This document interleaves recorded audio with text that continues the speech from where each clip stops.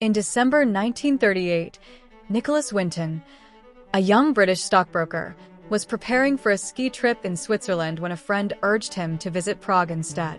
The city was in turmoil. Thousands of Jewish families were desperately trying to flee the growing Nazi threat. When Winton arrived, he saw firsthand the fear and desperation in the refugee camps. Parents begged for visas, hoping to get their children out before it was too late. But bureaucracy moved slowly, and time was running out. Winton knew he couldn't just stand by.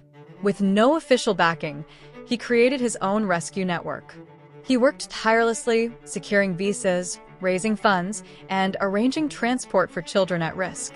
He forged documents, negotiated with governments, and convinced families to trust him with their children's lives. He set up an office in his hotel room, working day and night to organize the escape. He contacted embassies, pleaded with British officials, and even bribed certain authorities to speed up the process. But there was one major obstacle.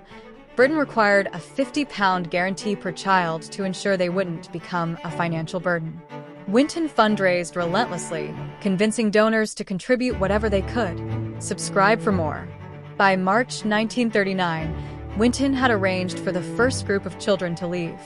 He secured train routes through Nazi-occupied territory, ensuring safe passage to Britain. Each train carried dozens of children, their parents waving goodbye, knowing they might never see them again.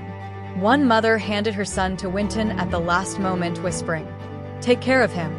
He is all I have." On September 1st, 1939, the largest group of 250 children was scheduled to leave Prague. But that same morning, Germany invaded Poland, and World War II officially began. The borders closed instantly. The train never left. None of those children were ever seen again. For 50 years, Winton never spoke of his heroic actions. He moved on with his life, never seeking recognition. Then, in 1988, his wife discovered an old scrapbook filled with names, photographs, and documents detailing the rescue. Soon after, Winton was invited to a television program, unaware that the audience was filled with the very children, now adults, whose lives he had saved. When the host asked, "Is there anyone here who owes their life to Nicholas Winton?" nearly every person in the room stood up. A lifetime of quiet heroism, finally recognized. Winton was later knighted by Queen Elizabeth II and honored by world leaders. But he never saw himself as a hero. When asked why he did it, he simply said, "I just saw what needed to be done."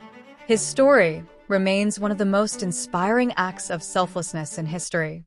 Subscribe for more.